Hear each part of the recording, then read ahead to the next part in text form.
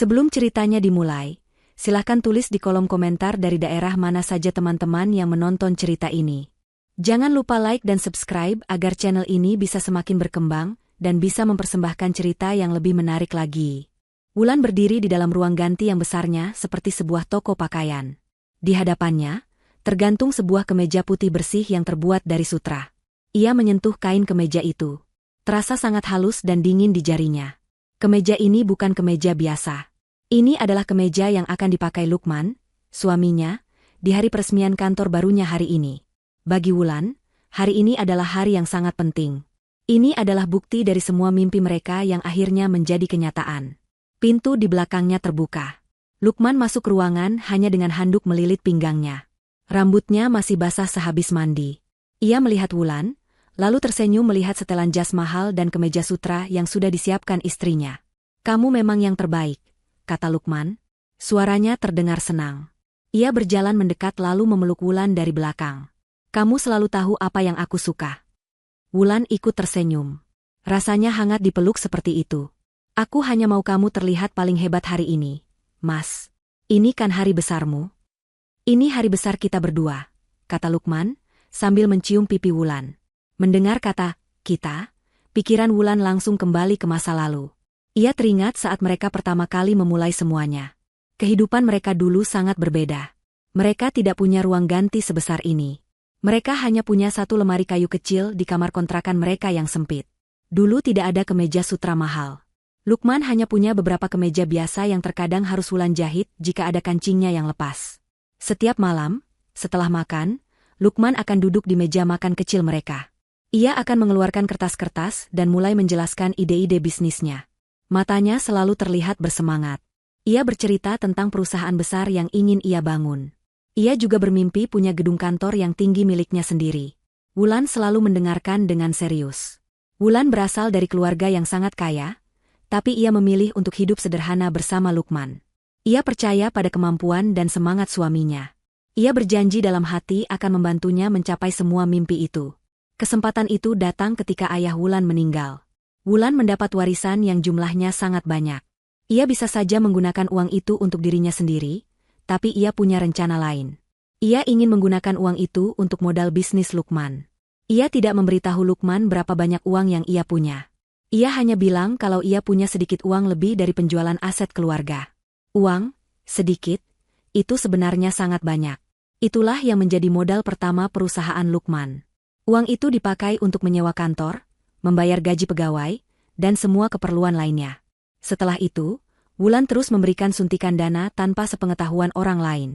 Perusahaan Lukman pun berkembang sangat cepat. Wulan tidak pernah mau jabatannya ditulis di perusahaan.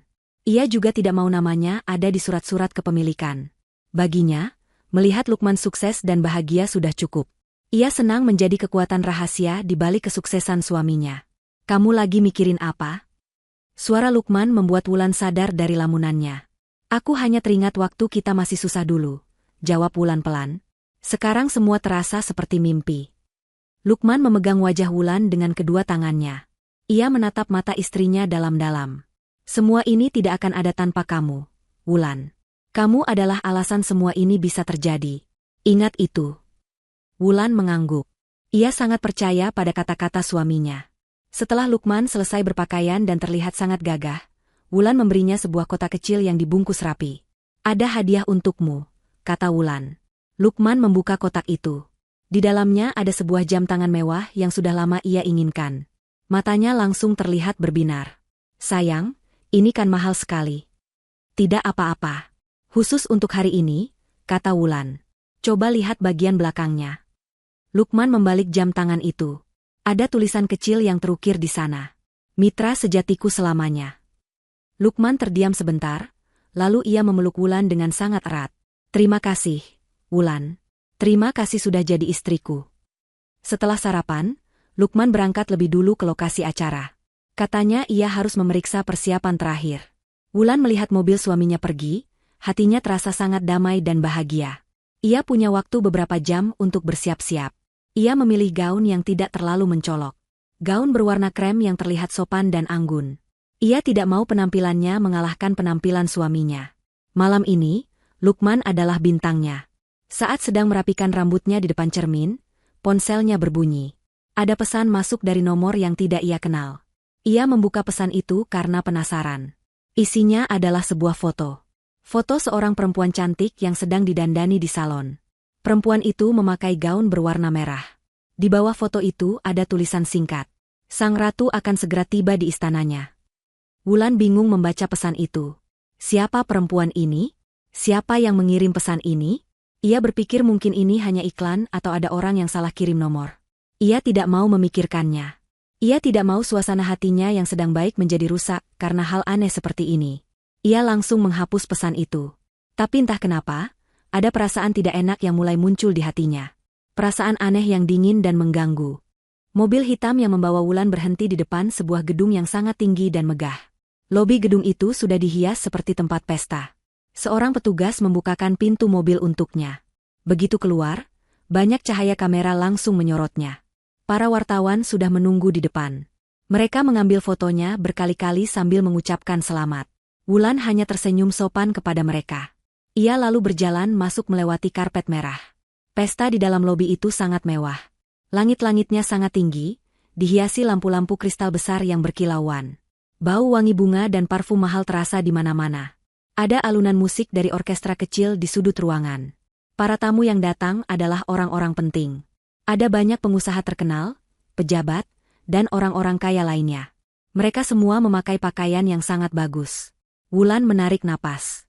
Ini adalah pesta impian Lukman, dan sekarang menjadi kenyataan. Beberapa tamu yang Wulan kenal datang menyapanya. Selamat malam, Bu Wulan. Acaranya luar biasa. Selamat ya, kata seorang tamu. Terima kasih, Pak. Silakan menikmati pestanya, jawab Wulan sambil tersenyum. Tapi Wulan merasa ada yang aneh. Cara orang-orang menatapnya terasa berbeda. Senyum mereka terasa tidak tulus. Para pegawai perusahaan Lukman yang menjadi panitia juga terlihat gugup saat melihatnya. Mereka menyapanya dengan hormat, tapi mata mereka seperti menghindar. Wulan merasa suasana di pesta ini sangat janggal. Rasanya seperti ada sesuatu yang tidak beres, tapi ia tidak tahu apa. Ia mencari-cari Lukman di tengah keramaian. Akhirnya ia melihat suaminya. Lukman berdiri di tengah-tengah aula, dikelilingi oleh banyak orang penting. Ia terlihat sangat percaya diri dan berwibawa. Wulan merasa sangat bangga melihatnya. Ia ingin sekali datang dan berdiri di samping suaminya. Tapi Lukman terlihat sangat sibuk.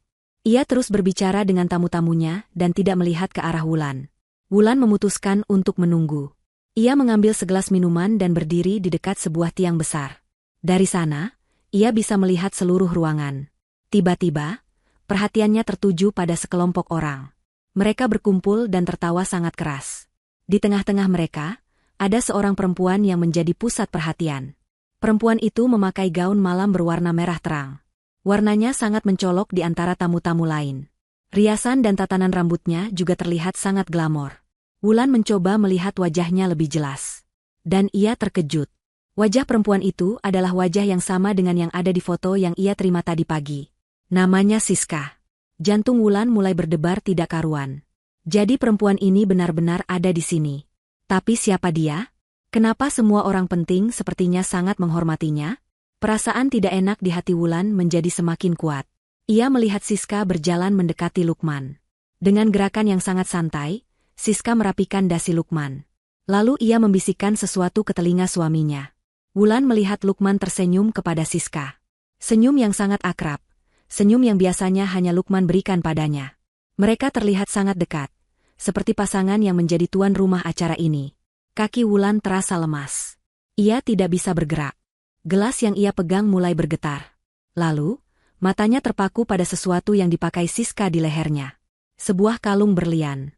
Wulan sangat mengenali kalung itu. Itu bukan kalung biasa. Itu adalah kalung peninggalan ibunya. Kalung itu adalah barang paling berharga miliknya, yang ia simpan baik-baik di dalam brankas di rumah. Ia ingat pernah menunjukkan kalung itu pada Lukman. Bagaimana bisa kalung itu sekarang dipakai oleh perempuan lain? Saat itu, Wulan langsung mengerti. Semua keanehan yang ia rasakan sejak tadi akhirnya masuk akal. Suara musik dan obrolan para tamu mendadak tidak terdengar lagi. Yang ia rasakan hanyalah rasa sakit yang luar biasa di dadanya. Ia melihat suaminya, Lukman, berdiri mesra dengan perempuan lain yang memakai perhiasan ibunya. Ia sadar, pesta mewah ini Gedung megah ini, semuanya memang disiapkan untuk seorang ratu. Tapi ratu itu bukan dirinya. Seorang pembawa acara naik ke atas panggung utama yang sudah disiapkan. Dengan suara yang bersemangat, ia meminta perhatian semua tamu. Suara musik orkestra perlahan-lahan mengecil, dan obrolan para tamu pun mereda. Lampu-lampu di aula sedikit diredupkan, menyisakan satu sorot cahaya terang yang mengarah tepat ke tengah panggung. Suasana yang tadinya ramai dan santai, kini berubah menjadi lebih resmi dan senyap. Semua mata tertuju ke panggung, menunggu acara utama dimulai. Wulan merasakan jantungnya berdebar sedikit lebih kencang, bukan karena gugup, melainkan karena rasa bangga yang meluap. Ini adalah momennya Lukman. Momen yang sudah mereka berdua nantikan sejak lama. Wulan memperbaiki posisinya, bergerak sedikit lebih maju agar bisa melihat panggung dengan lebih jelas.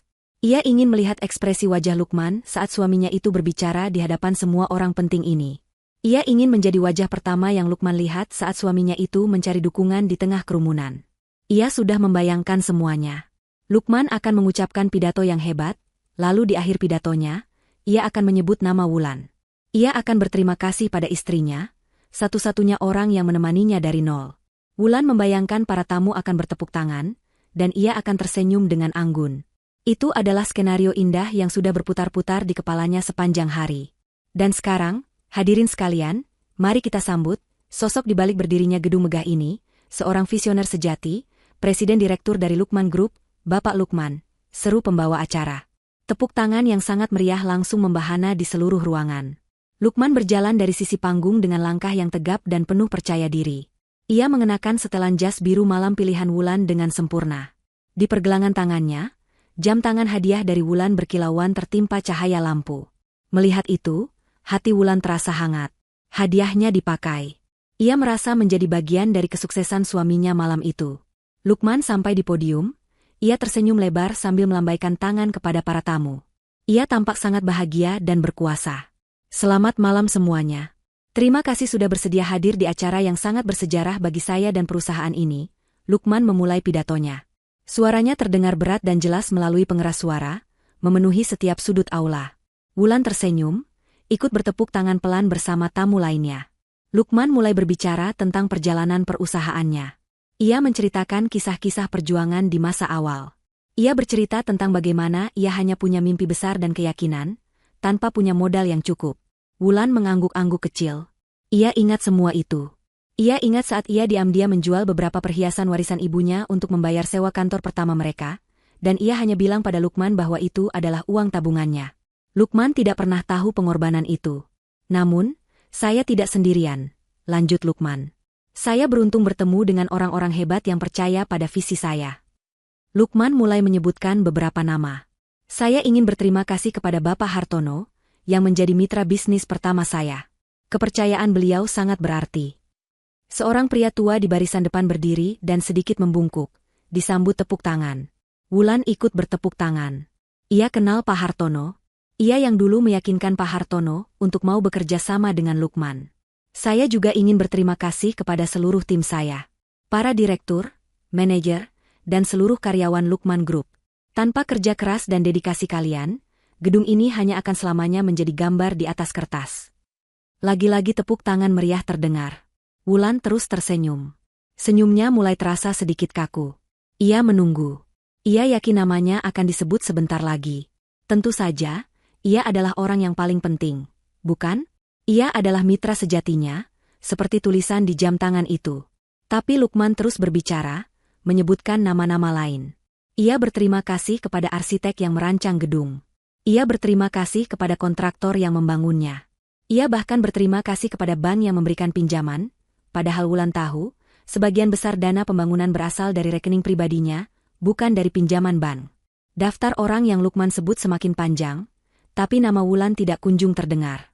Senyum di wajah Wulan perlahan memudar. Rasa hangat di hatinya mulai berganti menjadi dingin. Ia merasa bingung. Kenapa Lukman tidak menyebut namanya? Apa ia lupa? Tidak mungkin. Ini adalah acara yang sangat penting. Perasaan tidak enak mulai menggerogoti hatinya. Ia melirik ke sekeliling. Beberapa tamu yang duduk di dekatnya mulai melirik ke arahnya dengan tatapan aneh. Mereka sepertinya juga sadar bahwa ada yang aneh. Sebagai istri dari pemilik acara, seharusnya namanya disebut di urutan pertama. Wulan mencoba menenangkan dirinya sendiri. Mungkin aku akan disebut di bagian akhir, bisiknya dalam hati. Mungkin Lukman sengaja menyimpanku sebagai penutup, sebagai orang yang paling spesial. Harapan kecil itu membuatnya kembali menegakkan kepala, berusaha mempertahankan ketenangannya. Lukman berhenti sejenak, mengambil segelas air dari atas podium dan meminumnya. Ia lalu kembali menatap para tamu. Tatapannya berkeliling, seolah mencari seseorang. Mata mereka sempat bertemu selama sepersekian detik. Wulan memberikan senyum kecil penuh harap. Tapi Lukman langsung membuang muka, seolah tidak melihatnya. Pandangannya terus berputar, dan akhirnya berhenti pada satu titik. Pada perempuan bergaun merah yang berdiri tidak jauh dari panggung. Pada Siska. Lukman tersenyum padanya. Senyum yang sangat berbeda. Dari semua orang hebat yang membantu saya, kata Lukman, suaranya kini terdengar lebih lembut dan personal. Ada satu orang yang perannya tidak bisa digantikan oleh siapapun. Seseorang yang menjadi sumber inspirasi sejati bagi saya. Seseorang yang datang di saat saya hampir menyerah, dan memberikan saya kekuatan baru untuk terus berlari. Dialah detak jantung dari perusahaan ini. Jantung Wulan berdebar sangat kencang. Inilah saatnya. Kalimat-kalimat itu pasti untuknya. Seluruh rasa cemasnya hilang seketika, berganti dengan kelegaan. Air mata haru mulai menggenang di pelupuk matanya. Ia sudah siap untuk berdiri dan menerima tepuk tangan. Lukman mengambil jeda yang terasa sangat lama. Ia menatap lurus ke arah Siska, senyumnya semakin lebar. Lalu, ia mengangkat tangannya dan menunjuk ke arah perempuan itu. Untuk itu, saya ingin mengundang sosok spesial itu ke atas panggung. Siska, bisakah kamu maju ke depan? Dunia Wulan seakan hancur berkeping-keping saat itu juga. Suara Lukman terdengar seperti guntur di telinganya. Tepuk tangan dari beberapa tamu terdengar seperti suara ejekan. Genangan air mata haru di matanya kini terasa panas, berubah menjadi air mata penghinaan. Ia melihat Siska tersenyum penuh kemenangan, lalu berjalan dengan anggun menuju tangga panggung. Semua orang menyingkir untuk memberinya jalan. Beberapa orang bertepuk tangan, mungkin teman-teman Siska. Tapi sebagian besar tamu hanya diam, menatap pemandangan aneh di depan mereka dengan bingung. Banyak dari mereka yang kemudian menoleh ke arah Wulan. Mereka menatapnya dengan campuran rasa kasihan dan penasaran. Wulan merasa telanjang. Ia merasa semua orang sedang menertawakan kebodohannya di dalam hati. Ia berdiri mematung di tempatnya, seluruh tubuhnya terasa kaku. Ia hanya bisa menatap panggung dengan tatapan kosong, sementara perempuan lain berjalan menuju suaminya untuk menerima pujian yang seharusnya menjadi miliknya. Siska menaiki tangga panggung dengan gerakan yang dibuat-buat seanggun mungkin. Setiap langkahnya penuh dengan rasa percaya diri dan kemenangan. Gaun merahnya yang menjuntai seolah menari di belakangnya, menarik perhatian semua orang. Saat ia tiba di puncak panggung, Lukman langsung menyambutnya. Ia mengulurkan tangannya, dan Siska menyambutnya dengan senyum manja. Lukman menggenggam tangan Siska dengan erat, seolah tidak mau melepaskannya. Mereka berdiri berdampingan di tengah panggung, di bawah sorotan lampu, tampak seperti pasangan raja dan ratu. Mereka sama sekali tidak melirik ke arah Wulan. Keberadaan Wulan di tengah ratusan tamu seolah tidak ada artinya lagi. Ia seperti hantu yang tidak terlihat. Siska, kata Lukman, suaranya terdengar begitu lembut saat ia memanggil nama itu. Ia berbicara melalui mikrofon, memastikan seluruh ruangan bisa mendengar kata-katanya. Semua orang di sini tahu aku membangun perusahaan ini dari nol. Tapi hanya kamu yang tahu betapa beratnya perjuangan itu. Hanya kamu yang ada di sisiku saat aku merasa lelah. Kamu adalah cahayaku di saat gelap. Wulan yang mendengar itu dari bawah panggung merasakan perutnya mual. Bohong. Semua itu bohong. Wulan yang ada di sana saat Lukman lelah. Wulan yang memijat pundaknya setiap malam saat ia pulang kerja. Wulan yang menyemangatinya saat proyek pertamanya hampir gagal. Wulan yang tidak pernah tidur sampai suaminya pulang. Dan sekarang, semua cerita perjuangan itu diakui sebagai milik perempuan lain. Rasanya seperti ada tangan tak terlihat yang merobek paksa semua kenangan indah mereka, dan memberikannya pada orang lain. Para tamu mulai berbisik-bisik. Mereka bingung. Siapa perempuan ini? Kenapa ia yang dipuji, bukan istrinya? Wulan bisa mendengar beberapa bisikan di dekatnya. Itu istrinya bukan sih? Bukannya istrinya yang itu? Kok jadi perempuan lain yang di atas panggung? Bisikan-bisikan itu seperti jarum-jarum kecil yang menusuk telinganya. Rasa malunya semakin menjadi-jadi. Ia ingin lari dari ruangan itu, tapi kakinya terasa seperti dipaku ke lantai. Ia tidak bisa bergerak, hanya bisa terus menyaksikan drama menyakitkan ini. Lukman kemudian melakukan sesuatu yang lebih mengejutkan. Ia berbalik menghadap Siska sepenuhnya, masih sambil memegang tangannya.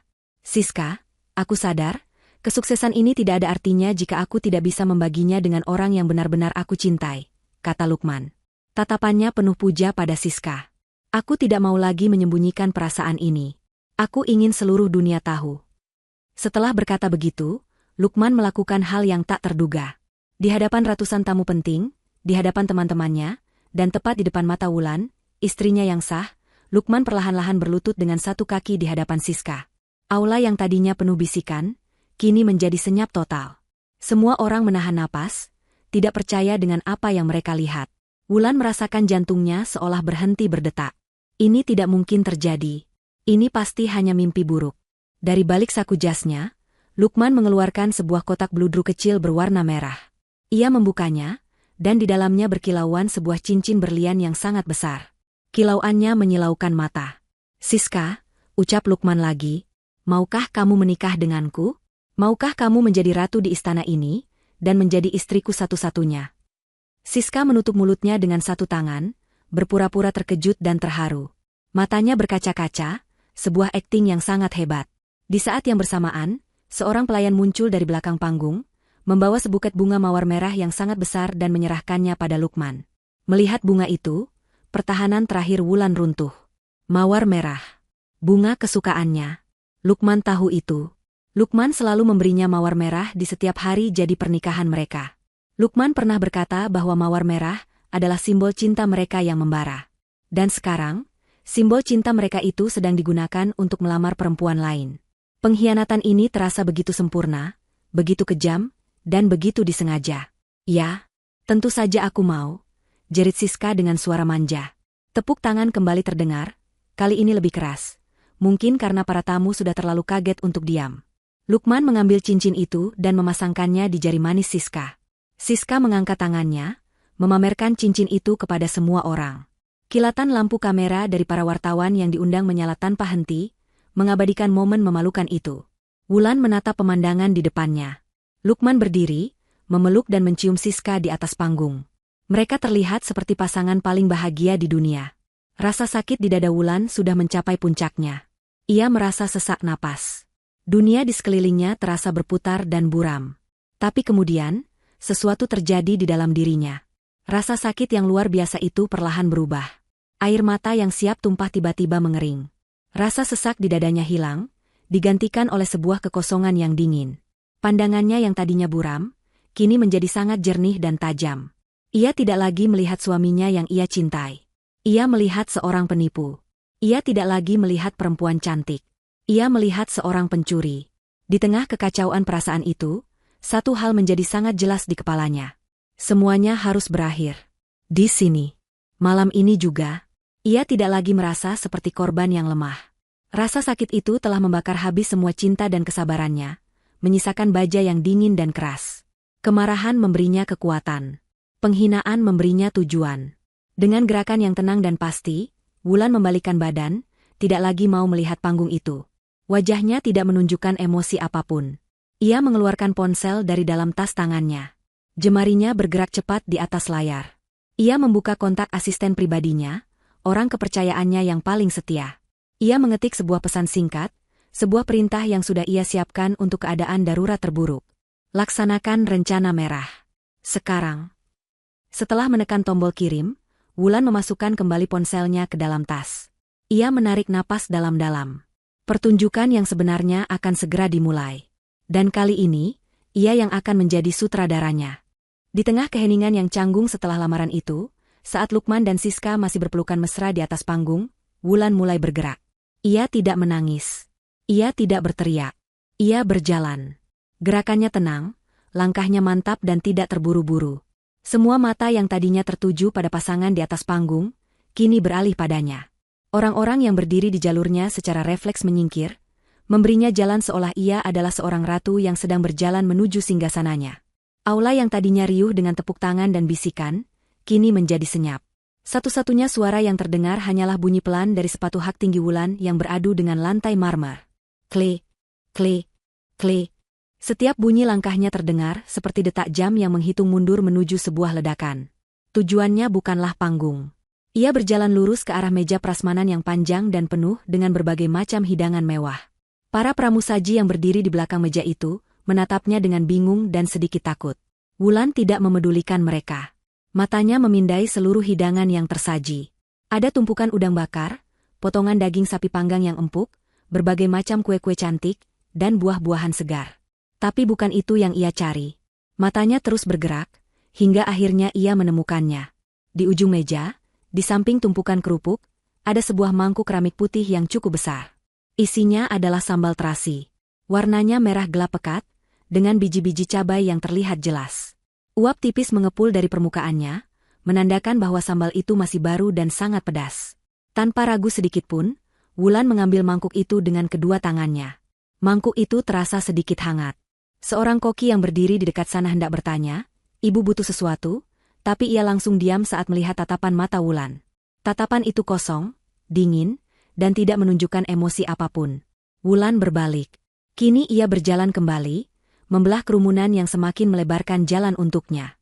Tujuannya sekarang sangat jelas, panggung utama. Di atas panggung, Lukman dan Siska akhirnya menyadari bahwa ada sesuatu yang aneh.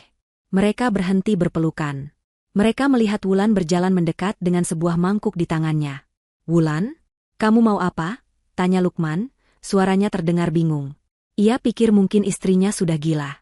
Siska, yang merasa posisinya sudah aman, tersenyum sinis. Ia pikir Wulan akan membuat keributan kecil yang memalukan. "Oh, sayang, sepertinya istrimu mau memberikan ucapan selamat," katanya pada Lukman dengan suara manja, cukup keras agar orang di sekitar panggung bisa mendengarnya. Wulan terus berjalan. Ia menaiki tangga panggung satu persatu. Langkahnya tetap tenang dan tidak goyah. Saat ia tiba di atas panggung, ia berdiri tepat di hadapan mereka berdua. Ia menatap Siska, dari ujung rambutnya yang ditata sempurna, gaun merah mahalnya, hingga cincin berlian di jarinya. Lalu, ia mengangkat mangkuk sambal itu tinggi-tinggi. Siska dan Lukman belum sempat bereaksi. Dalam satu gerakan cepat dan kuat, Wulan menyiramkan seluruh isi mangkuk itu tepat ke wajah dan tubuh Siska. Plok! Sambal terasi itu muncrat, mengenai wajah Siska yang penuh riasan mahal, rambutnya, lehernya, dan gaun merahnya yang kini dihiasi bercak-bercak merah gelap yang menjijikan. Bau terasi yang menyengat langsung memenuhi udara. Selama sepersekian detik, Siska hanya diam membeku karena kaget. Lalu, rasa pedas yang membakar mulai menjalar di kulit wajah dan matanya. Grek. Siska menjerit dengan sangat kencang. Jeritannya bukan lagi jeritan manja, melainkan jeritan kesakitan yang sesungguhnya. Ia menggapai-gapai wajahnya, membuat riasannya semakin luntur dan bercampur dengan sambal, menciptakan pemandangan yang sangat kacau. "Panas. Mataku. Panas." Sebelum Lukman sempat menolong Siska, Wulan menjatuhkan mangkuk keramik kosong itu ke lantai. Praang. Mangkuk itu pecah berkeping-keping. Dengan kecepatan yang tidak terduga, Wulan maju selangkah dan tangannya menjambak sanggul Siska dengan sangat keras. Ia menarik rambut perempuan itu, hingga Siska yang sedang kesakitan langsung terduduk di lantai panggung. "Suka dengan sambutan hangat dariku, Jalang?" desis Wulan, suaranya terdengar rendah dan penuh kebencian. Ia menarik rambut Siska lebih keras lagi, membuat kepala perempuan itu tertarik ke belakang. "Lepaskan. Sakit. Tolong." Siska menangis, kini bukan lagi tangisan pura-pura. Ia benar-benar ketakutan. Wajahnya yang cantik kini terlihat mengerikan, penuh dengan sambal, air mata, dan ingus. "Wulan, hentikan. Kamu sudah gila," teriak Lukman. Ia akhirnya sadar dari keterkejutannya dan mencoba maju untuk memisahkan mereka. Wulan tidak melepaskan jambakannya. Ia hanya menolehkan kepalanya sedikit, menatap Lukman dengan tatapan yang belum pernah suaminya lihat seumur hidupnya. Tatapan itu lebih dingin dari es, lebih tajam dari pisau. "Sentuh aku," kata Wulan dengan suara pelan namun penuh penekanan. "Sentuh aku, dan detik ini juga kau jadi gelandangan." Ancaman itu, ditambah dengan tatapan mata Wulan yang mengerikan, membuat langkah Lukman terhenti. Ia terpaku di tempatnya. Ia melihat istrinya yang selama ini ia kenal sebagai perempuan lembut, penurut, dan penuh kasih sayang, telah berubah menjadi sosok yang sama sekali berbeda. Sosok yang kuat, kejam, dan membuatnya takut. Ia sadar, perempuan yang sedang berlutut sambil menjambak rambut selingkuhannya itu bukanlah perempuan lemah yang bisa ia injak-injak lagi. Panggung peresmian itu kini telah berubah menjadi arena pertarungan yang sunyi. Siska masih berlutut di lantai, Menangis kesakitan sambil sesekali memohon ampun, rambutnya masih berada dalam genggaman kuat tangan Wulan. Lukman berdiri mematung beberapa langkah dari mereka, wajahnya pucat pasi, antara marah dan takut. Ratusan pasang mata di bawah panggung menatap pemandangan itu dengan napas tertahan. Beberapa dari mereka bahkan sudah mengeluarkan ponsel dan mulai merekam. Suasana tegang itu terasa begitu pekat, seolah bisa diiris dengan pisau. Dengan tangannya yang bebas, Wulan meraih mikrofon yang ada di podium di dekatnya. Ia menarik mikrofon itu dari penyangganya. Terdengar bunyi decitan keras saat ia menyalakan tombolnya, suara yang berhasil menyadarkan semua orang bahwa pertunjukan ini belum berakhir. Ini baru permulaan. Wulan tidak melepaskan jambakannya pada Siska. Ia sengaja membuat perempuan itu tetap berlutut di kakinya, sebagai simbol kemenangannya. "Selamat malam semuanya," kata Wulan ke mikrofon.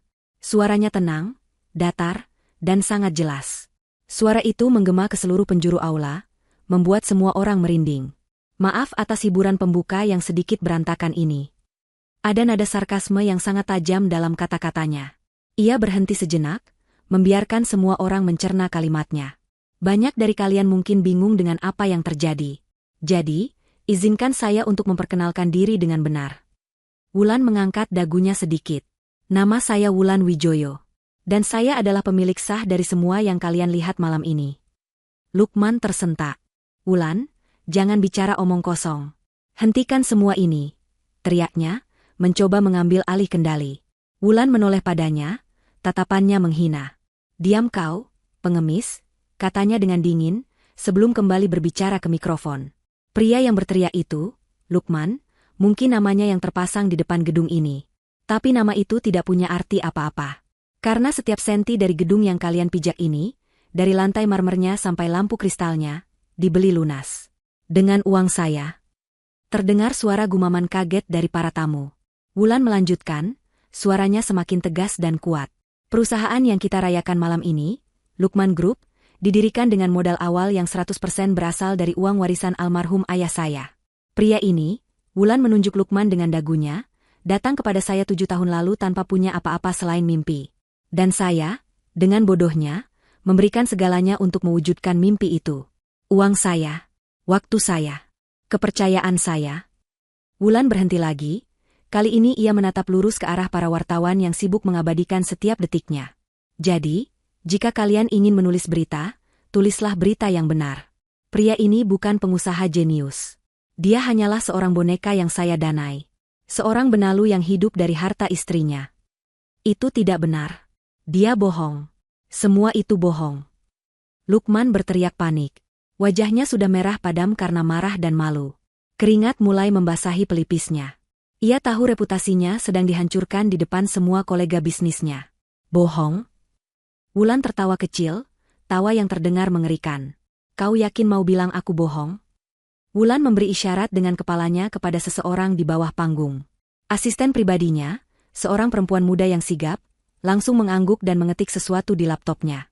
Sesaat kemudian, layar raksasa di belakang panggung yang tadinya menampilkan logo Lukman Group, kini berubah. Di layar itu muncul gambar-gambar dokumen dengan sangat jelas. Salinan bukti transfer bank dengan nilai miliaran rupiah dari rekening pribadi Wulan. Salinan akta kepemilikan tanah dan gedung atas nama Wulan Wijoyo.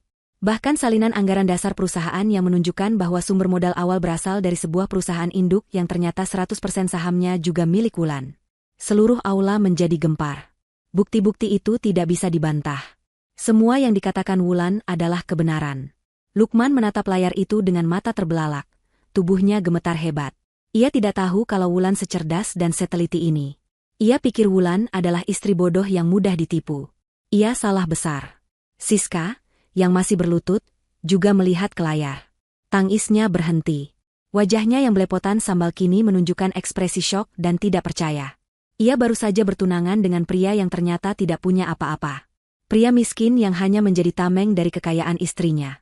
Tepat di puncak kekacauan itu, pintu utama aula yang tingginya 5 meter terbuka lebar. Dari luar, masuk sekelompok orang berjumlah sekitar 10 orang. Mereka semua mengenakan setelan jas hitam yang rapi. Mereka berjalan dengan langkah tegap dan teratur, dipimpin oleh seorang pria parubaya yang membawa sebuah tas kerja dari kulit.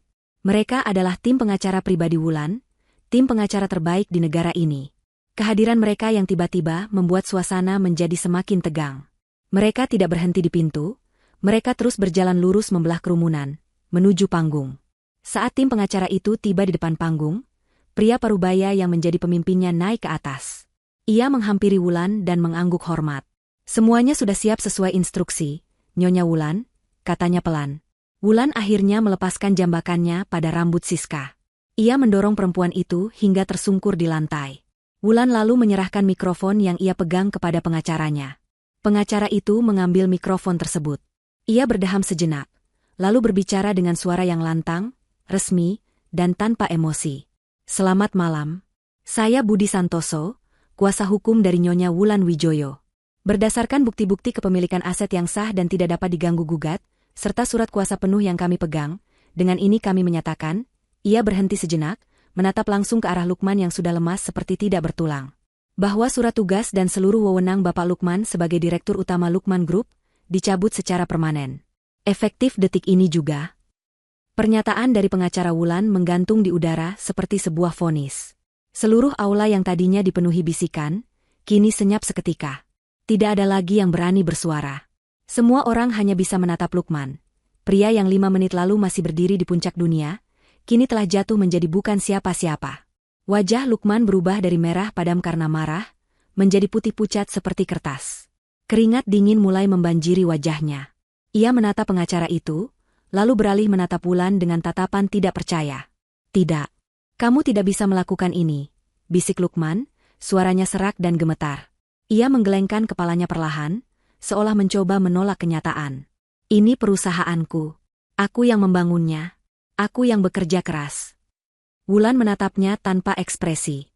Ia mengambil alih mikrofon dari pengacaranya. Kerja kerasmu tidak ada artinya tanpa uangku, Lukman. Dan sekarang, sumber uangmu sudah ditutup. Wulan kemudian berbalik sedikit, matanya mencari seseorang di antara kerumunan. Keamanan, panggilnya dengan suara yang tidak terlalu keras, namun penuh dengan perintah. Seketika, dari berbagai sudut ruangan, muncul 6 orang pria berbadan tegap dan besar. Mereka semua mengenakan setelan jas hitam dan alat komunikasi di telinga mereka. Mereka bukan petugas keamanan gedung biasa. Mereka adalah tim keamanan pribadi yang sudah disewa khusus oleh Wulan untuk malam ini. Mereka berjalan serentak menuju panggung, langkah mereka berat dan teratur, membuat para tamu secara otomatis memberi jalan. Wulan, jangan lakukan ini. Kita bisa bicarakan ini baik-baik. Lukman mulai panik saat melihat para petugas keamanan itu semakin dekat.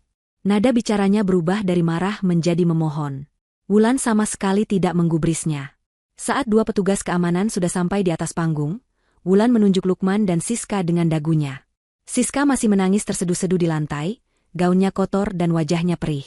Bawa 2 sampah ini keluar dari gedungku, perintah Wulan dengan suara dingin. Siap, Nyonya, jawab salah satu petugas. Kedua petugas itu langsung bergerak. Satu petugas menghampiri Lukman, sementara yang satu lagi menghampiri Siska. Jangan sentuh saya. Lepaskan.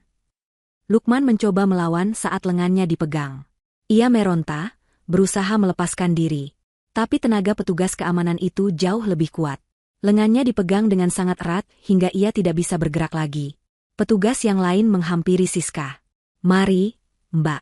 Anda harus keluar dari sini, katanya dengan suara tegas namun sopan. Siska menggelengkan kepalanya dengan panik.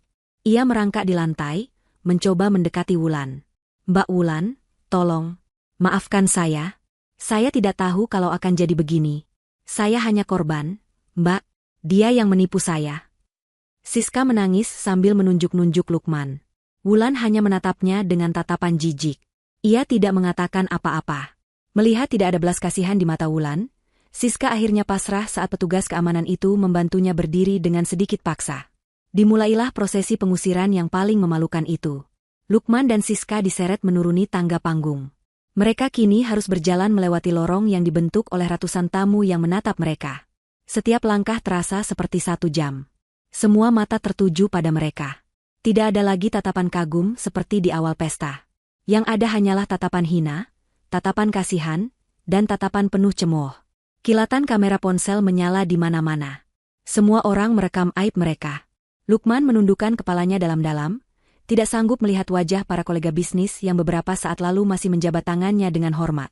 Siska terus menangis, mencoba menutupi wajahnya yang berantakan dengan tangannya. Gaun merahnya yang mahal kini terlihat seperti lap kotor. Mereka diseret terus, melewati meja-meja prasmanan yang penuh makanan lezat, melewati panggung orkestra yang sudah berhenti bermain, menuju pintu keluar yang terbuat dari kaca. Perjalanan dari panggung ke pintu keluar yang jaraknya hanya sekitar 50 meter itu terasa seperti perjalanan menuju neraka bagi mereka berdua. Saat mereka hampir sampai di pintu keluar, Wulan kembali berbicara melalui mikrofon. Suaranya kembali menggema di seluruh aula, memastikan semua orang, termasuk Lukman dan Siska, bisa mendengarnya dengan jelas. Tunggu sebentar. Kedua petugas keamanan itu berhenti, tepat di depan pintu.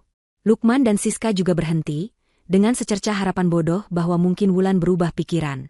Wulan berbicara kepada kepala tim keamanannya yang berdiri di dekat panggung. Pak, sebelum mereka benar-benar keluar, tolong pastikan mereka tidak membawa apapun yang dibeli dengan uang saya. Kepala keamanan itu mengangguk. Baik, Nyonya. Apa saja yang harus kami ambil? Ambil dompet dan ponsel pria itu, kata Wulan sambil menunjuk Lukman. Ambil juga tas tangan dan semua perhiasan yang dipakai perempuan itu. Kalung itu terutama.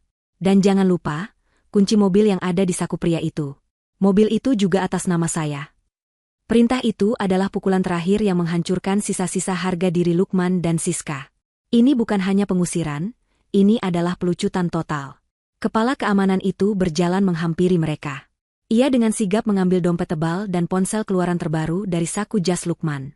Lukman tidak melawan lagi, tenaganya sudah habis. Kemudian, petugas itu beralih ke Siska. Dengan sedikit paksa, ia merebut tas tangan desainer dari genggaman Siska. Lalu ia berkata, "Maaf, Mbak, kalungnya." Siska gemetar hebat saat petugas itu membuka kaitan kalung berlian peninggalan Ibu Wulan dari lehernya. Ia juga diminta melepaskan anting dan gelang berlian yang ia pakai. Semua perhiasan itu kini berada di tangan petugas keamanan. Terakhir, petugas itu mengambil kunci mobil mewah dari saku Lukman. "Sudah, Nyonya," lapor kepala keamanan itu kepada Wulan. "Bagus," jawab Wulan singkat. "Sekarang, kalian boleh pergi." Petugas keamanan itu lalu mendorong pelan punggung Lukman dan Siska, menggiring mereka keluar dari pintu kaca. Pintu itu tertutup di belakang mereka, meninggalkan mereka di trotoar depan gedung yang dingin, tanpa uang, tanpa ponsel, tanpa identitas.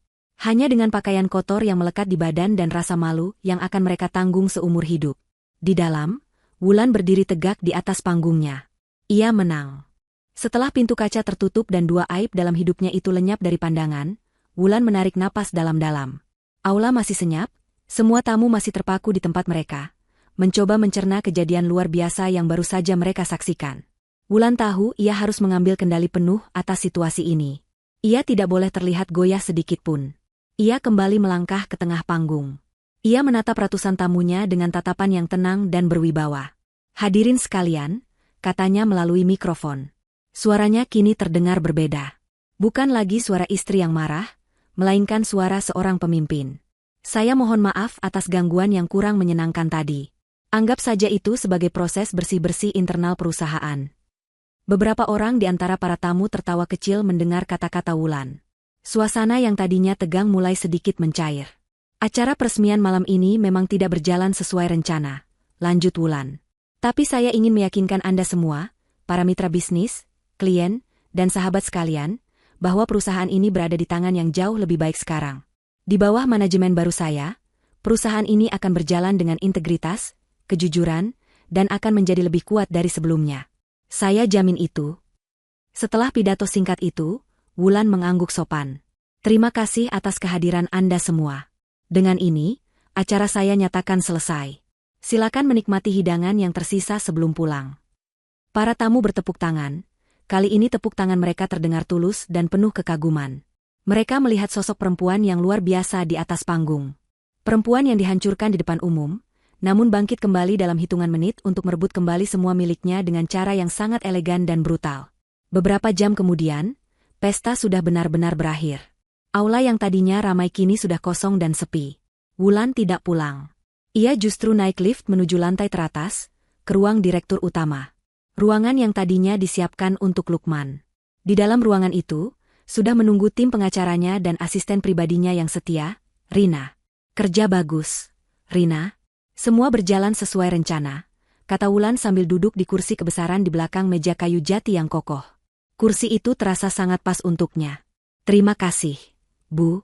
Semua rekaman dari 5 kamera tersembunyi sudah saya amankan, jawab Rina sambil menunjukkan sebuah tablet. Kualitas gambar dan suaranya sangat jernih. Wulan mengangguk puas. Rencana merah bukan hanya tentang pengambil alihan perusahaan. Bagian terpentingnya adalah tentang menguasai cerita. Ia tidak mau ada simpang siur atau gosip yang salah. Ia mau semua orang tahu kebenaran versi dirinya. Edit videonya, perintah Wulan. Saya tidak mau video penuh. Buat video highlight berdurasi 5 menit.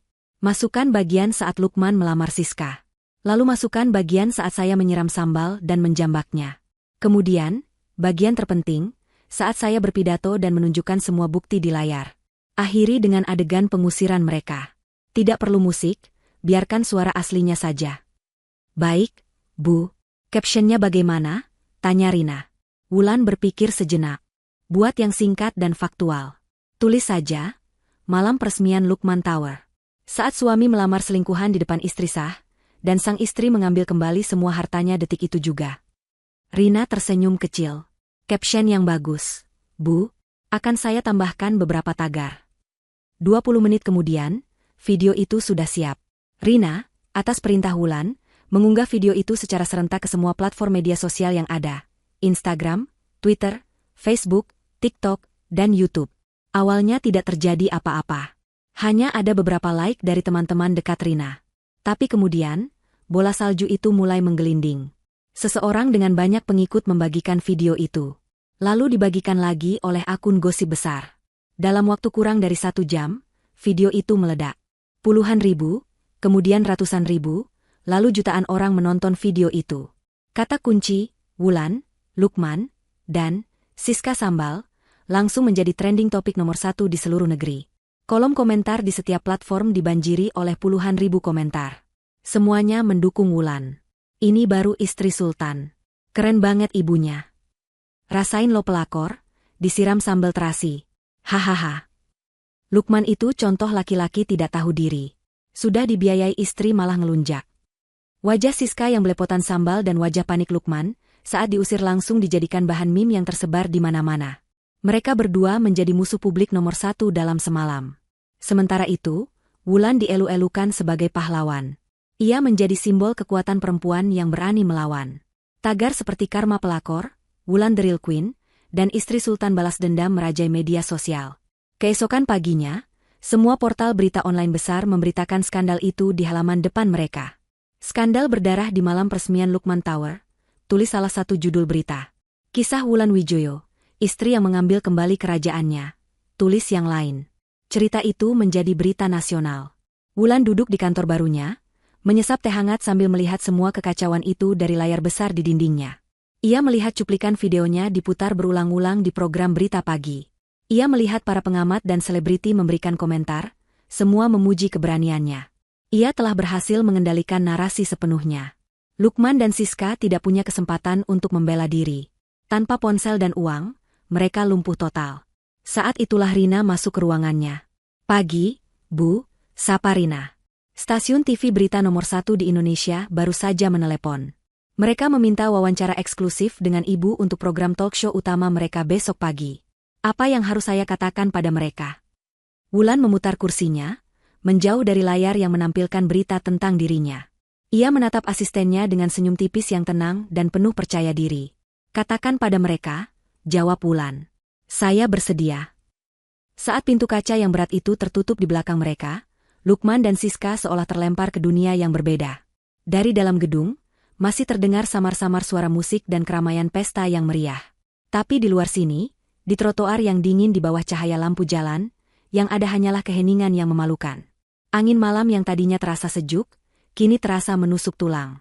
Mereka berdua hanya berdiri diam selama beberapa saat, masih terlalu kaget untuk bisa berpikir jernih. Lukman menatap gedung pencakar langit yang tadinya menyandang namanya. Lampu-lampu di gedung itu tampak seperti sedang mengejeknya. Siska adalah yang pertama kali sadar dari keterkejutannya.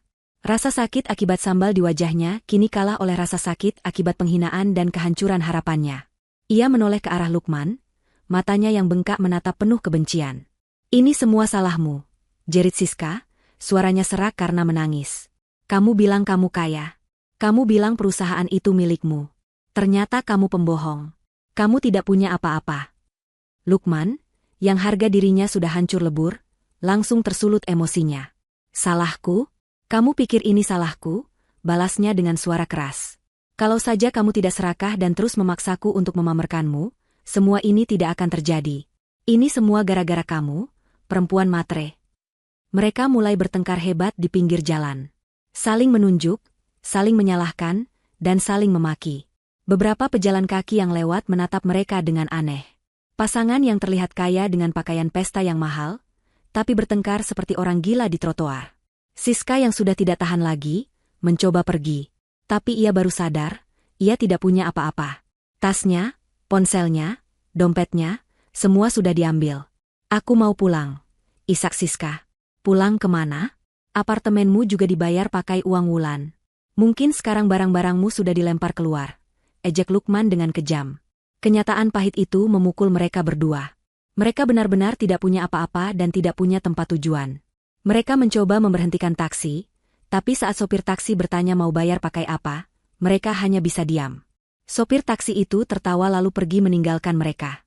Akhirnya, dengan terpaksa, mereka harus berjalan kaki. Perjalanan itu adalah perjalanan yang paling menyiksa. Siska, dengan gaun merahnya yang kotor dan sepatu hak tingginya, kesulitan berjalan. Lukman, dengan setelan jas mahalnya yang kini terasa seperti kostum badut, berjalan gontai tanpa tujuan. Tidak lama kemudian, hak sepatu Siska patah. Ia terjatuh dan menangis sejadi-jadinya. Dengan marah, ia melepaskan kedua sepatunya dan berjalan dengan kaki telanjang di atas trotoar yang kotor. Setelah berjalan entah berapa lama, mereka akhirnya sampai di gedung apartemen mewah tempat Siska tinggal. Benar saja kata Lukman. Saat Siska mencoba menggunakan kartu aksesnya, kartu itu sudah tidak berfungsi. Seorang petugas keamanan yang mengenali mereka langsung menghampiri. Maaf, Pak, Bu. Ada perintah dari pemilik unit ini. Anda berdua tidak diizinkan masuk lagi ke dalam gedung, kata petugas itu dengan tegas. Harapan terakhir mereka pun musnah. Malam itu, mereka benar-benar menjadi gelandangan. Dengan sisa-sisa tenaga, mereka berhasil menemukan sebuah motel kecil yang murah dan kotor di pinggir kota. Lukman terpaksa menjual jam tangan mewah pemberian Wulan dengan harga yang sangat murah kepada penjaga motel itu, hanya untuk bisa membayar sewa kamar untuk 1 malam. Keesokan harinya, kehancuran mereka menjadi semakin nyata. Saat mereka keluar dari motel untuk mencari makan, mereka melihat wajah mereka ada di mana-mana. Di layar televisi sebuah warung, di koran yang dijual di pinggir jalan, di layar ponsel orang-orang yang mereka lewati. Video kejadian semalam sudah menjadi berita nasional. Wajah Siska yang belepotan sambal dan wajah Lukman yang diseret keluar gedung menjadi tontonan seluruh negeri. Orang-orang menunjuk-nunjuk mereka, berbisik, bahkan ada yang terang-terangan menertawakan mereka. Mereka tidak bisa bersembunyi. Hari-hari berikutnya menjadi lebih buruk. Lukman mencoba menghubungi teman-teman dan rekan bisnisnya menggunakan telepon umum. Tapi tidak ada satupun yang mau mengangkat teleponnya. Namanya sudah hancur. Tidak ada perusahaan yang mau mempekerjakan seorang penipu yang aibnya diketahui seluruh negara. Rekening banknya yang dulu berisi miliaran rupiah, kini benar-benar kosong dan dibekukan. Semuanya ditarik kembali oleh Wulan. Siska juga mengalami nasib yang sama. Teman-teman sosialitanya yang dulu selalu memujinya, kini memblokir kontaknya. Akun media sosialnya yang dulu punya jutaan pengikut, kini dipenuhi oleh puluhan ribu hujatan dan caci maki. Ia mencoba menjual cincin berlian pemberian Lukman, berharap bisa mendapatkan uang. Tapi saat diperiksa di toko perhiasan, ia mendapat kabar yang lebih menyakitkan.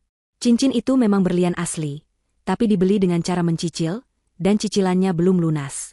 Cincin itu disita oleh pihak toko. Mereka berdua terperangkap dalam kemiskinan dan kehinaan. Mereka harus pindah dari satu penginapan murah ke penginapan murah lainnya. Uang hasil menjual jam tangan Lukman menipis dengan cepat. Setiap hari mereka hanya bertengkar. Rasa cinta yang dulu mereka banggakan, kini berubah menjadi rasa benci yang mendalam. Mereka saling menyalahkan atas nasib buruk mereka. Puncak dari semuanya terjadi sekitar 2 minggu setelah malam peresmian itu.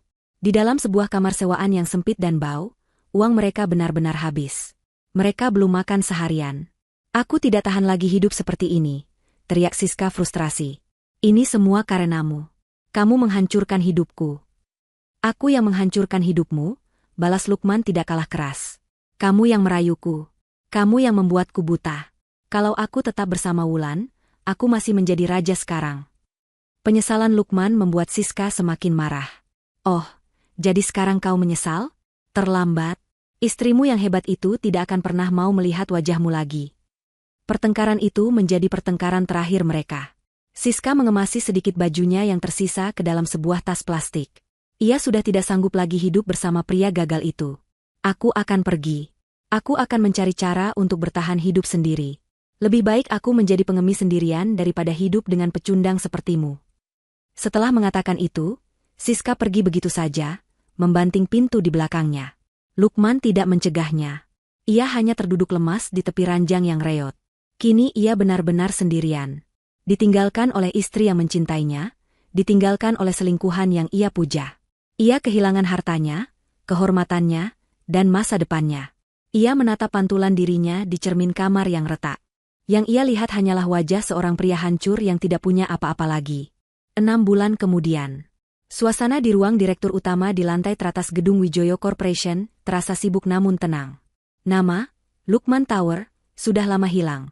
Diganti dengan nama keluarga Wulan yang terpasang dengan huruf perak yang elegan. Ruangan yang dulu dirancang dengan selera Lukman yang mencolok, kini sudah diubah total. Desainnya kini lebih minimalis, modern, dan memancarkan aura kekuatan yang tenang. Dindingnya dihiasi lukisan-lukisan abstrak, dan di sudut ruangan, bukan lagi mawar merah yang ada di dalam vas, melainkan rangkaian bunga lili putih yang segar. Di belakang meja kerja yang besar, duduklah Wulan Wijoyo. Penampilannya juga telah berubah. Rambutnya kini dipotong lebih pendek dan ditata dengan gaya yang lebih profesional. Ia tidak lagi memakai gaun-gaun berwarna lembut. Hari ini, ia mengenakan setelan blazer berwarna biru tua yang menunjukkan ketegasan. Wajahnya tetap cantik, namun kini ada sorot mata yang berbeda di sana. Sorot mata yang tajam, fokus, dan penuh percaya diri. Ia bukan lagi Wulan istri Lukman. Ia adalah Ibu Wulan Wijoyo, CEO dari Wijoyo Corporation, salah satu pebisnis wanita yang paling disegani di negeri ini. Di hadapannya, duduk beberapa direktur perusahaan. Wulan sedang memimpin rapat penting tentang rencana ekspansi perusahaan ke pasar Eropa. Ia berbicara dengan lancar, menjelaskan data-data rumit dengan bahasa yang sederhana dan mudah dimengerti. Ia menguasai setiap detail dari proyek itu. Para direktur, yang sebagian besar adalah pria-pria yang lebih tua darinya, mendengarkan dengan penuh perhatian dan rasa hormat. Tidak ada yang berani meremehkannya. Dalam 6 bulan, Wulan telah membuktikan bahwa ia bukan sekadar pewaris harta. Ia punya otak bisnis yang cemerlang, mungkin bahkan lebih cemerlang dari Lukman. Di bawah kepemimpinannya, keuntungan perusahaan justru meningkat 2 kali lipat. Setelah rapat selesai dan para direktur keluar dari ruangannya, Wulan menyandarkan punggungnya di kursi. Ia merasa sedikit lelah, tapi juga sangat puas. Ia telah berhasil membangun kembali kerajaannya di atas puing-puing pengkhianatan. Ia tidak hanya bertahan, ia berkembang pesat. Kisahnya telah menjadi inspirasi bagi banyak orang, terutama bagi kaum perempuan. Beberapa minggu setelah kejadian di malam peresmian itu, ia menerima undangan wawancara eksklusif dari stasiun televisi ternama. Dalam wawancara itu, ia tidak sekalipun menjelek-jelekan nama Lukman. Ia hanya menceritakan kisahnya dari sudut pandang seorang perempuan yang belajar untuk menjadi kuat. Ia berbicara tentang pentingnya memiliki kendali atas hidup dan aset pribadi. Ia berbicara tentang bagaimana sebuah pengkhianatan bisa menjadi titik balik untuk menemukan kekuatan sejati di dalam diri. Wawancara itu membuatnya semakin dikagumi. Ia menjadi ikon baru, simbol dari perempuan yang tidak mau ditindas. Asistennya, Rina, masuk ke dalam ruangan sambil membawa sebuah tablet. Bu, wawancara ibu dengan majalah bisnis internasional sudah terbit. Mereka menempatkan ibu di halaman sampul. Rina menunjukkan sampul majalah itu kepada Wulan. Foto Wulan terpampang besar dengan judul The Comeback Queen. Bagaimana Wulan Wijoyo mengubah skandal menjadi kerajaan bisnis miliaran dolar. Wulan hanya tersenyum tipis. Pengakuan seperti ini memang menyenangkan, tapi bukan itu lagi yang menjadi tujuannya. Tujuannya sekarang adalah terus membangun warisan bisnisnya sendiri, dengan namanya sendiri. Ia sudah lama tidak memikirkan Lukman ataupun Siska. Mereka seperti kenangan buruk dari kehidupan orang lain, bukan kehidupannya. Ia sudah benar-benar move on. Ia menemukan kebahagiaan bukan dari seorang pria, melainkan dari pencapaian dan kemandiriannya sendiri. Ia merasa damai. Saat Wulan sedang membaca artikel tentang dirinya, Rina tiba-tiba berkata, "Oh, Bu, ada satu berita lagi yang baru saja masuk. Mungkin Ibu tertarik."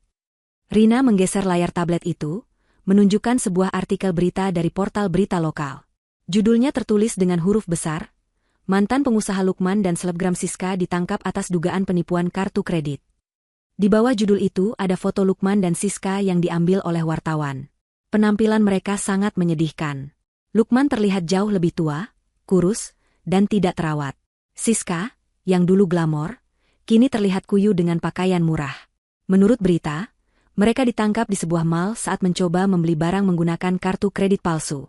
Nilainya bahkan tidak seberapa. Sebuah kejahatan kecil yang menyedihkan, yang menunjukkan betapa rendahnya kehidupan mereka sekarang.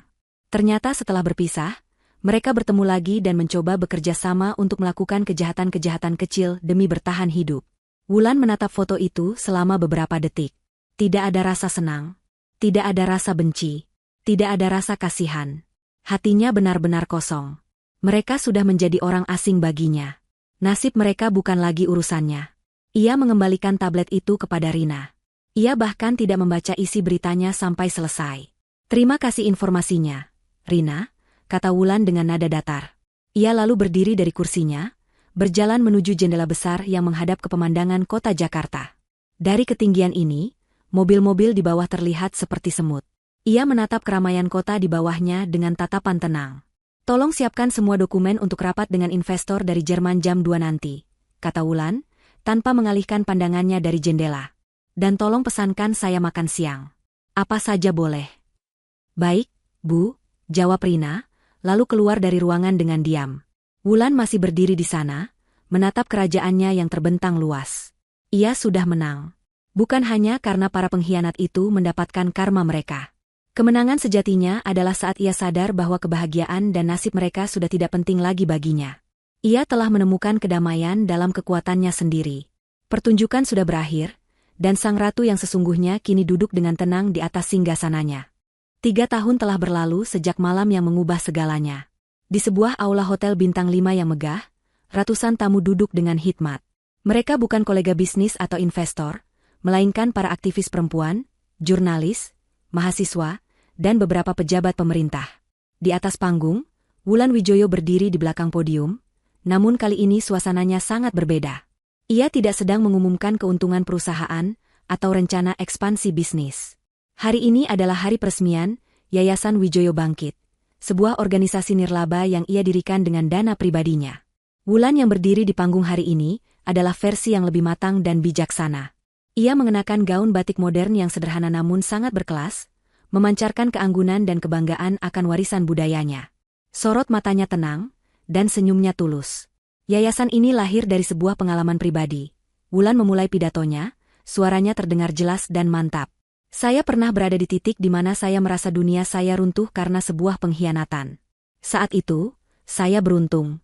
Saya punya sumber daya, saya punya kekuatan finansial, dan saya punya keberanian untuk melawan dan mengambil kembali apa yang menjadi hak saya. Tapi saya sadar, di luar sana ada ribuan, bahkan jutaan perempuan yang tidak seberuntung saya. Ia berhenti sejenak, matanya menatap para hadirin satu persatu. Banyak perempuan yang terperangkap dalam hubungan yang merugikan, baik secara emosional maupun finansial. Mereka dimanipulasi, harta mereka dikuras, dan mereka dibiarkan hancur tanpa bisa melawan karena tidak punya kekuatan. Yayasan Wijoyo Bangkit didirikan untuk mereka. Kami akan menyediakan bantuan hukum gratis, pendampingan psikologis, dan modal usaha bagi para perempuan yang ingin memulai kembali hidup mereka. Kami ingin memberikan mereka alat yang mereka butuhkan untuk bangkit, sama seperti saya dulu. Tepuk tangan yang sangat meriah membahana di seluruh ruangan. Wulan tidak lagi dilihat sebagai seorang CEO yang kejam, melainkan sebagai seorang pahlawan dan sumber inspirasi. Ia telah berhasil mengubah lukanya yang paling dalam menjadi sumber kekuatan bagi orang lain. Itulah kemenangan terbesarnya. Setelah acara selesai, Wulan duduk di sebuah meja di sudut restoran hotel bersama Rina, asistennya yang kini sudah menjadi kepala staf sekaligus sahabat terdekatnya. Pidatonya luar biasa, Bu. Sangat menyentuh, kata Rina sambil tersenyum. Terima kasih, Rina. Ini semua juga tidak akan terjadi tanpamu, jawab Wulan. Mereka tidak lagi berbicara sekaku dulu. Hubungan mereka sudah lebih santai dan akrab. Ngomong-ngomong, Bu, Rina memulai dengan sedikit ragu. Saya dengar kabar Lukman sudah bebas dari penjara bulan lalu. Wulan hanya mengangguk pelan sambil menyesap tehnya. Ia tidak terkejut. Hukuman untuk kasus penipuan kartu kredit memang tidak lama. Lalu, tanyanya dengan nada biasa saja, seolah sedang membicarakan orang yang tidak ia kenal. Hanya itu saja, Bu. Saya hanya ingin Ibu tahu, kata Rina. Wulan meletakkan cangkir tehnya. Ia menatap Rina dengan senyum kecil. Rina, nama itu sudah tidak punya arti apa-apa lagi bagiku. Dia bagian dari masa lalu yang sudah selesai. Sekarang, mari kita bicarakan masa depan. Bagaimana perkembangan proyek sekolah gratis di Indonesia Timur? Percakapan mereka pun beralih sepenuhnya ke pekerjaan yayasan. Nama Lukman tidak disebut lagi. Di belahan lain kota Jakarta yang padat dan kumuh, Lukman berjalan gontai menyusuri gang sempit. Hujan gerimis membuat jalanan becek dan bau. Penampilannya sangat berbeda dari 3 tahun lalu. Tubuhnya kurus, rambutnya sedikit memanjang dan tidak terurus, dan ada kerutan-kerutan dalam di wajahnya yang membuatnya terlihat 10 tahun lebih tua. Pakaian yang ia kenakan adalah kemeja lusuh dan celana jeans pudar. Penjara selama hampir 2 tahun benar-benar telah menghancurkannya. Bukan hanya fisiknya, tapi juga jiwanya. Setelah bebas, ia mendapati bahwa dunia sudah benar-benar menutup pintu untuknya. Tidak ada yang mau mempekerjakannya. Namanya sudah identik dengan kata penipu. Ia terpaksa menggunakan nama samaran dan bekerja serabutan. Saat ini, ia bekerja sebagai pencuci piring di sebuah rumah makan kecil yang ramai. Pekerjaan yang melelahkan dengan upah yang hanya cukup untuk membayar sewa kamar kosnya yang sempit dan membeli makan sekali sehari. Malam itu, saat ia berjalan pulang setelah bekerja selama 12 jam, langkahnya terhenti di sebuah perempatan jalan yang ramai. Di salah satu gedung tinggi, sebuah papan iklan digital raksasa sedang menyala terang, menampilkan sebuah iklan layanan masyarakat. Iklan itu menampilkan wajah seorang perempuan yang tersenyum hangat dan penuh wibawa. Wajah Wulan. Di bawahnya tertulis slogan dari Yayasan Wijoyo Bangkit, Anda tidak sendiri. Mari bangkit bersama.